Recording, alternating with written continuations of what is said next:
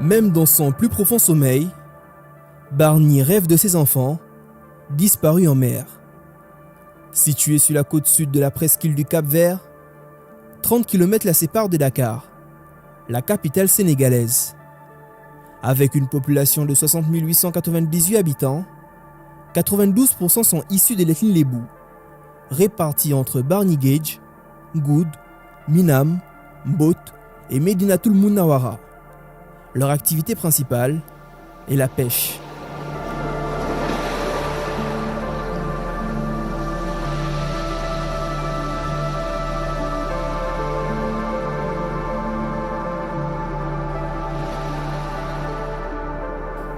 Ce dimanche 4 février 2024,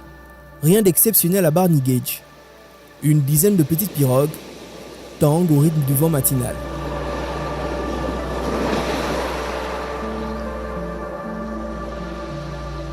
Toutes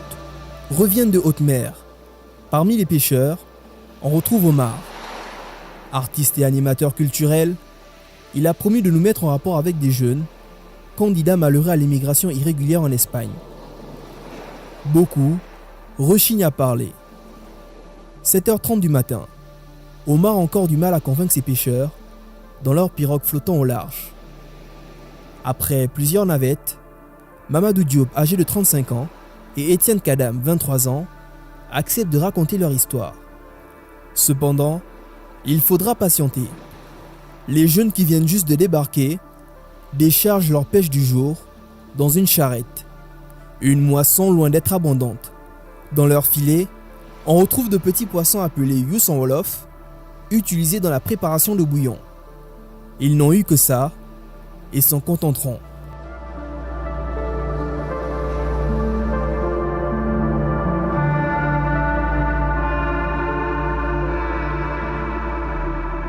À 9h du matin, Étienne et Mamadou au bord de la pirogue d'Omar retracent le film de leur mésaventure. Au large de cette mer agitée, les vagues giflent la pirogue qui s'incline après chaque baffe. Avec cette eau déchaînée, il faudra garder l'équilibre pour ne pas faire basculer la petite embarcation. Les deux pêcheurs sont habitués. Comme s'ils étaient sur la terre ferme, ils confient leurs rêves brisés. Étienne se lance. Il y a 3 mois, il avait tenté de parcourir 1600 km en pirogue pour se rendre dans les îles Canaries. ñun ay mool lañ ci géej gi lañ doon yëngu mais dañ dem ba benn moment gisatuñ suñ bopp si luñ doon liggéey gisatuñ suñ bopp tamit ci fii xamante ni mooy Sénégal waaw ñun ñëpp ñii dem wuti ñëpp ku si am ba la ngay njëkk a def dara mooy daw ñibbi sa réew seet loo fi investir wala seet loo am kon de ñun bëgg nañ waaw am dara si réew mi wala am maanaam benn doyo bu si réew mi. jour voyage bi presque ay gars yi ñu ngi commencé yéeg ay 3 heures ay 15 heures si ngoon ñu ngi commencé yéeg ba presque balaa 20 heures gars yi pare si réglage bi après ñu jël départ bi. Un voyage qui ne se passera pas comme prévu. waaw loolu moom am na yu ma si mën a wax am na yoo xamante ne nii mënu ma ko see wax waaw parce que loo gis rek am na fu muy commencé ak fu muy jeexee te bëgguñu see wax yoo xamante ne nii sax ëllëg ku bëgg a demati di nga yaakaar ne tamit gaal yëpp looloo si am. du ñàkk nag des fois nit comme nit bu nekkee si lu mu xamul rek yow mosoo xam géej ñu jël la dugal la si géej nga dugg si géej gi am si ay fan nekk fu sori foo xamante ne foogoo woon ne di nga fa àgg si àdduna. yaa ngi dégg après yooyu da lay jëlee yeneen affaire da ngay xalaat di délirer manqué nelaw bi ngay wax ay waxu dof yoo xamante ne ñi dinañ la jiñ sax loo xamante ne doonoo ko nga gis ku xamante ne day bëgg bu situation bi taree tar day bëgg a dem yoonam te foofu amul tali amul oto amul dara da ngay gis ku naan day dem yéeg si oto dem ñibbi boo xamante ne mun a yaa mu ngi koy woo yoo xamante ne nii doo comprendre quoi. À ce malaise, s'est invité le mauvais temps, un caprice de la nature qui les rattrape 3 jours après leur départ. Certains proposaient de continuer, tandis que d'autres souhaitaient rebrousser chemin. waaw léegi foofu noonu bu yooyu amee yow yaa ngi gis ay nit yu jooy si gaal gi ay nit yoo xamante ne ñooy yuuxu si gaal gi affaire yooyu noonu après ñun doon nañ ko dund nag doon nañ dem géej mais am na foo xamante bu fa tolloo moom foo nga tiiti sa bopp waaw tolloon na ay moment yoo xamante ne moom suñ doon nañu xel ñaar quoi si mauvais temps bi métti woon na torop tolloon nañ ay guddi yoo xamante ne sax man mii waxaa yoon yi foofu moo ne dinañ dellu si waat fii si dëkk bi. Le capitaine aussi n'en pouvait plus. Arrivé en Mauritanie, il coupe son moteur. C'est la fin du voyage pour Étienne et ses potes de trajet.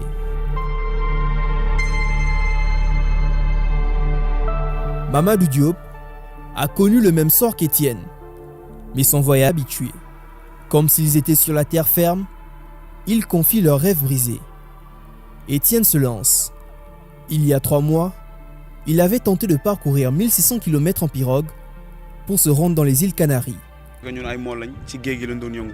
mais dañ dem ba benn moment gisatuñ suñ bopp si luñ doon liggéey gisatuñ suñ bopp tamit ci fii xamante ni mooy Sénégal waaw ñun ñëpp ñii dem wuti ñëpp ku si am boo la ngay njëkk a def dara mooy daw ñibbi sa réew seet loo fi investir wala seet loo am kon de ñun bëgg nañ waaw am dara si réew mi wala am maanaam benn doyo bu si réew mi. jour voyage bi presque ay gars yi ñu ngi commencé yéeg ay 3 heures ay 15 heures si ngoon ñu ngi commencé yéeg ba presque balaa 20 heures gars yi pare si réglage bi après ñu jël départ bi. Un voyage qui ne se passera pas comme prévu. waaw loolu moom am na yu ma si mën a wax am na yoo xamante ne nii mënu ma ko see wax waaw parce que loo gis rek am na fu muy commencé ak fu muy jeexee te bëgguñu see wax yoo xamante ne nii sax ëllëg ku bëgg a demati di nga yaakaar ne tamit gaal yëpp looloo si am. du ñàkk nag des fois nit comme nit bu nekkee si lu mu xamul rek yow mosoo xam géej ñu jël la dugal la si géej nga dugg si géej gi am si ay fan nekk fu sori foo xamante ne foogoo woon ne di nga fa àgg si àdduna. yaa ngi dégg après yooyu da lay jëlee yeneen affaire da ngay xalaat di délirer manqué nelaw bi ngay wax ay waxu dof yoo xamante ne ñi dinañ la jiñ sax loo xamante ne doonoo ko nga gis ku xamante ni day bëgg bu situation bi taree tar day bëgg a dem yoonam te foofu amul tali amul oto amul dara da ngay gis ku naan day dem yéeg si oto dem ñibbi boo xamante ne mun a yaa mu ngi koy woo yoo xamante ne nii doo comprendre quoi. À ce malaise, s'est invité le mauvais temps, un caprice de la nature qui les rattrape 3 jours après leur départ. Certains proposaient de continuer, tandis que d'autres souhaitaient rebrousser chemin. waaw léegi foofu noonu bu yooyu amee yow yaa ngi gis ay nit yu jooy si gaal gi ay nit yoo xamante ne ñooy yuuxu si gaal gi affaire yooyu noonu après ñun doon nañ ko dund nag doon nañ dem géej mais am na foo xamante bu fa tolloo moom foo nga tiiti sa bopp waaw tolloon na ay moment yoo xamante ne moom suñ doon nañu xel ñaar quoi si mauvais temps bi métti woon na torop tolloon nañ ay guddi yoo xamante ne sax man mii waxaa yoon yi foofu moo ne dinañ dellu si waat fii si dëkk bi. Le capitaine aussi n'en pouvait plus. Arrivé en Mauritanie, il coupe son moteur. C'est la fin du voyage pour Étienne et ses potes de trajet.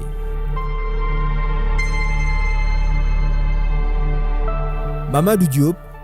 a connu le même sort qu'Étienne, mais son voyage a été plus tragique. Tout comme Étienne, il ne possédait pas de ticket de voyage. mais ñun paasuñu woon ñun fi lañ dëkk si dëkk bi ñun bu gaal di dem dinañ ko xam buñ ko waxee buñ ko waxul bu gaal di dem dinañ ko xam mais buñ si waree duggal nañ si duggal buñ si warul duggal nañ si duggal amaana sax ne tey ñii def organiser yooyu mën nañ ñëw wax ak yow ne la kaay jàppale ñu nga ànd si gaal yi. géej gi kenn du la ko jàngal affaire yooyu xam nga ko yow bu ko dee tamit boo bëggee dem da ngay dem noonu la demee mais gaal yi moom amul gaal yi am nay Malien am nay Sénégal ñu Sénégal am nay Malien am nay Guinéen am nay Gambien day mujjee dem ba famille lay mujjee doon yéen ñëpp da ngeen di xamante si ay 6 jours 7 jours da ngeen dem ba taxul it da ngeen di mel ne yéen a bokk ndey yéen a bokk baay ba ñii ni ñibbisee ñii si décédé ñu ngi leen di ñaanal. Le nombre de personnes présentes dans cette pirogue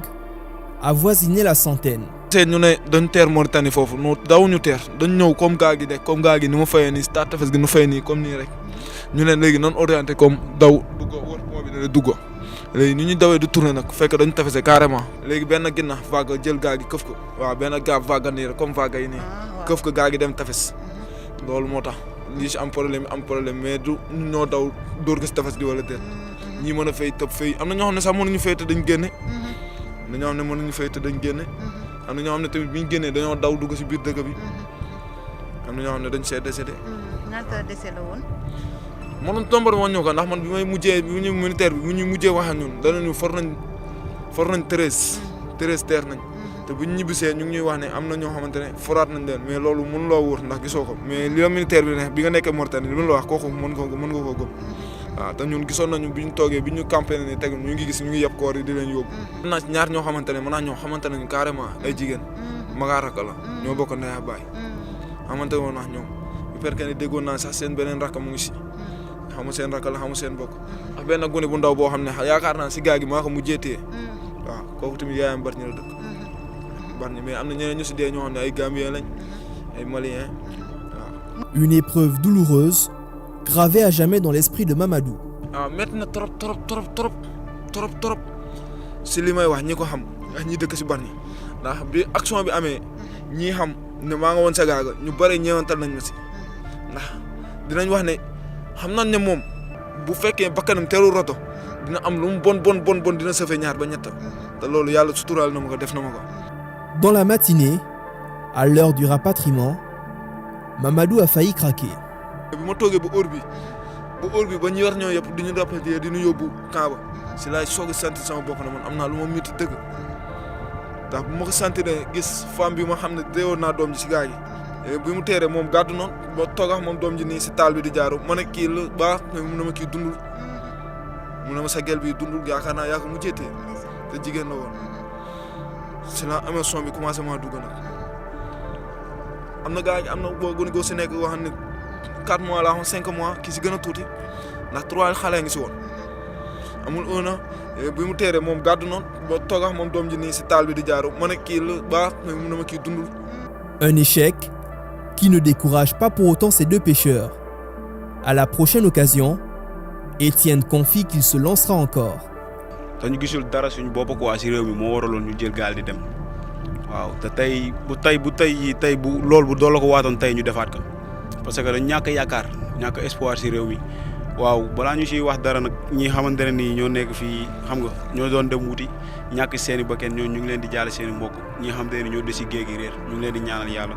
parce que seeni waajur ñoo ngi fii toog am na ñoo xamante ne nii ay 3 personnes yu bokk ndey ak baay ay kër yoo xamante ne ay nit yu bëri ñoo si jógee dugg si gaal googu xamante ne nii moo disparaître quoi si bari waaw ñu leen di ñaanal jàmm ñun buñ sañoon lu ñu bëgg lépp dañ koy am si réew mi mais dañ ko amul si réew mi te dañ ñàkk yaakaar amuñu benn espoir si réew mi looloo waraloon ñu bëgg jël gaal yi. Sénégal ñun jeunesse bi dañu yàgg si ndóol te gisuñu kenn ku ñu wàllu fii waaw tey boo loo liggéey si sa bopp lay yem loo liggéey say waajur lay yem am na yoo xam ne sax doo ko matale waaw doo matale say besoins yenn yi ñun ñi toog ni ñëpp am na ay besoins yu ñu war a yu xam ne ni dañ ko war a apporter suñu bopp te mënaluñ ko suñu bopp waaw te boo bëree bëgg rek instant bi nii maanaam ay bor lay dikkee rek non gaal yi moom du ñëpp bari ñi lañ jóge de du ñëpp bari ñi lañ jóge mais bari ñi doole ji daal dem nañ li fi nekkoon si personnel moom bu dee 100% 90% yi dem nañ waaw fii kenn jugu fi pour dem Espagne ngi sàcc pour ñu toog si kaw di wax ñoom lañ bëgg a waxal quoi mooy ñi nekk si kaw jéem a xool jeunesse bi du ñuy dund waa bari ñi la moo waral ñuy daw di dugg si gaal yi dugg si kër yi xool situation yi booy da ngay gis 3 personnes dëkk si génn kër boo ko benn nekk bu si kenn amee soxna ñaar ñi si des dañuy fanaan ji kër a jàmbur te loolu jekkul nga nekk fii di liggéey 10 ans Sénégal ñun bañ dalee liggéey yàgg na mënuñoo am dara lu ñu apporter suñu bopp. Même son de cloche pour Mamadou, il projette de partir si une nouvelle occasion se présente. bu la ñun loolu yéemul suñu ñu demaat comme temps nawet ñëwaat nii mu normal gars yi di dem ñu dem yéemul suñu mais ñun bi ñuy dem xamoon nañ ne ñaar yi moo am mën ngaa dund mën ngaa teer Mauritanie mën nañ laa jàpp ñun yooyu xamoon nañ ko. Le cœur déchargé mais encore lourd de ressentis, Étienne et Mamadou reprennent le train-train quotidien de leur vie. Entre la pêche et les activités du quartier, ils scrutent sans cesse une lueur d'espoir qui éclairera leur existence incertaine. Une incertitude qui leur fait prendre de tels risques, au péril de leur vie.